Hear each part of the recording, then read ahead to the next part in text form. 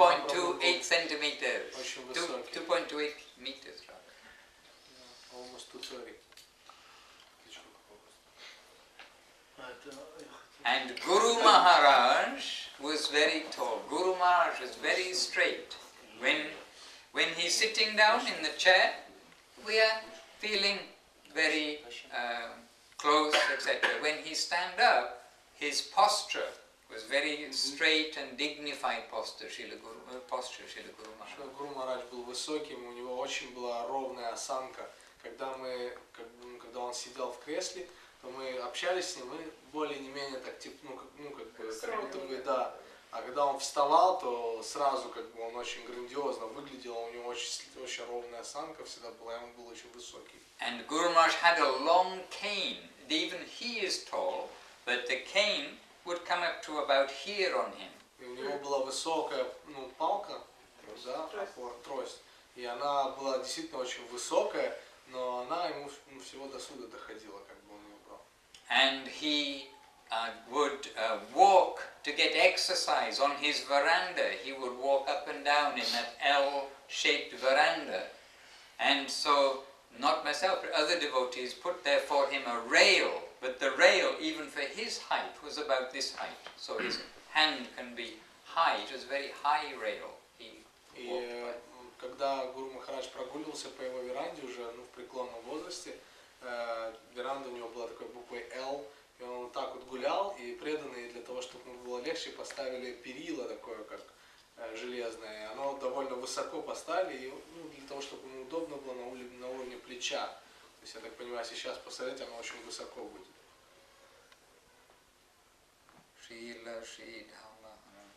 Here I don't have many pictures. Anyway, I don't have here a picture of Guru Maharaj standing, but this is Guru Maharaj sitting. I think you are familiar with it. And then is this, you can see, maybe no, that's not the rail. This is only for hanging the towel or something. But Guru Maharaj would walk down here and walk back, right? Like this, in the L shape, backwards and forwards again. This is Srila Shridhar Maharaj. What, can you please tell us something about his free time when he was... Когда что-нибудь про него такое, когда он в свободное время, чем он любил заниматься помимо проповеди, чтения, то есть, может быть, что-то такое, у него было какое-то хобби? She was asking a story about Shridhar Maharaj, beside, of course, that he's preaching most of the time, but maybe he had some free time. She said maybe hobby. Maybe some hobby or something that he liked to do or some story. Actually, his hobby was always to do with Krishna Katha, Hare Katha, the scriptures. But he did play a game.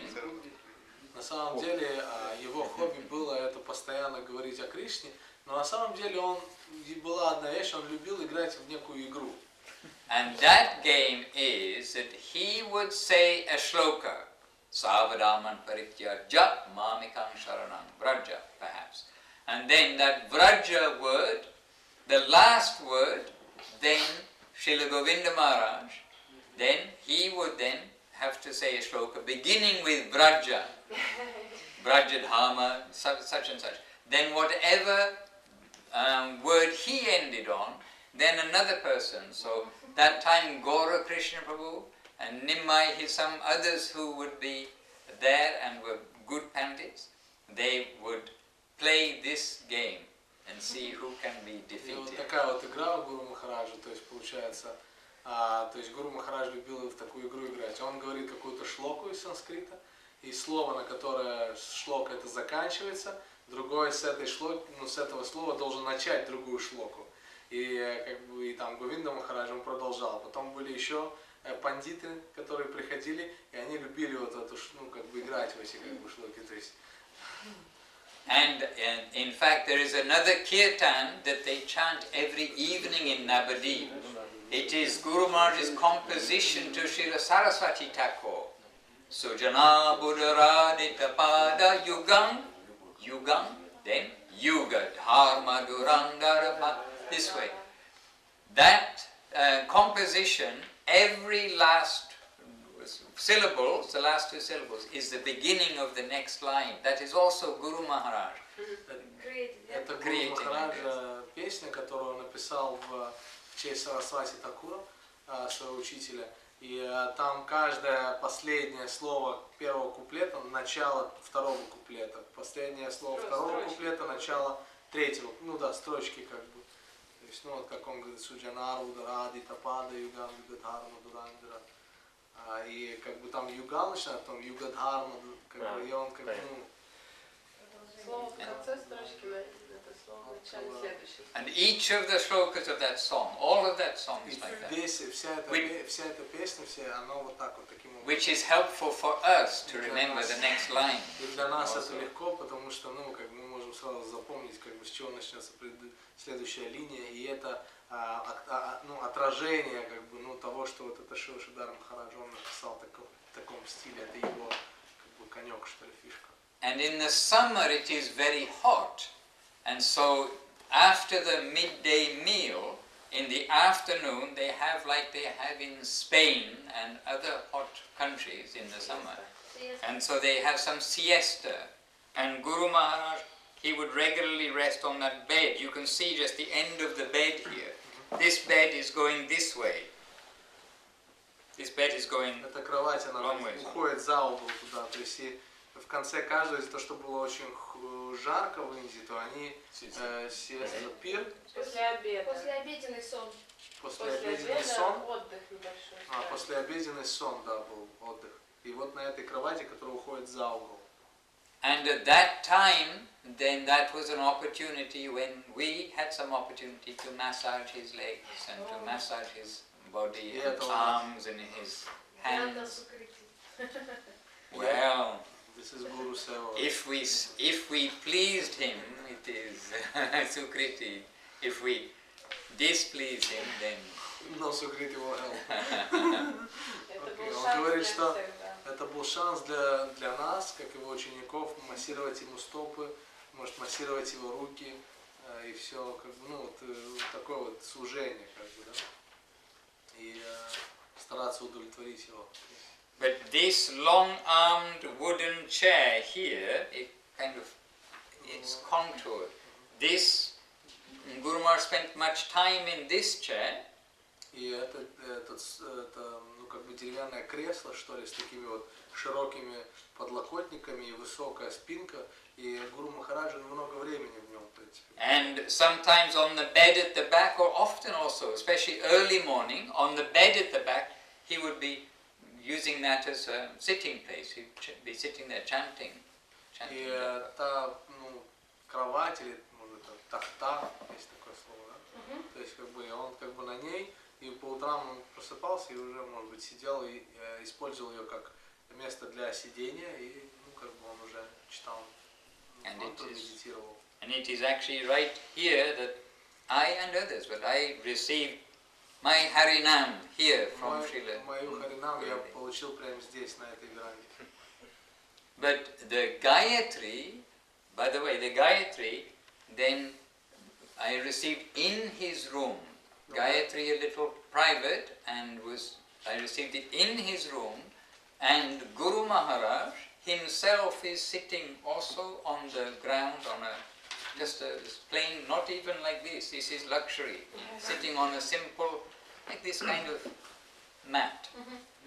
He is sitting on the mat. I am sitting on the mat. They have the incense and the simple things there, and he's speaking the Gayatri mantra. So receive Gayatri in his room, and his room is just here. The door. This is the doorway here. This is his room. Just a small, humble but sweet room. You sweep pictures. You sweep Oh, hello. Yes, Gurudev. I'm telling them about Guru Maharaj. Он говорит, что когда я получал Гайатри, то это происходило более, ну, интимно, да, сокровенно. И я заходил к нему в комнату, там сидел Гурудев, даже не на такой, как это сказать, роскошной подстилке, а просто на таком твердом коврике получается. И там было зажжены благовония, и Гурудев, и я сидел, и Шридхар Махарадж, он говорил мне гаятри, давал мне гаятри там. И его комната, это вот стена одна его комнаты, это его окошко, и оно действительно небольшое, вот просто, такое сооружение на крыше была, в принципе, его комната.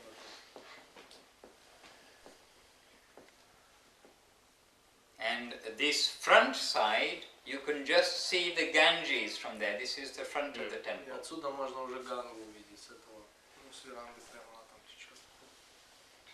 And this front side is east, but Guru Maharaj would often sit in this chair to chant his Gayatri, which is not east, but it is looking towards the temple, the upstairs part of the temple where the deities are.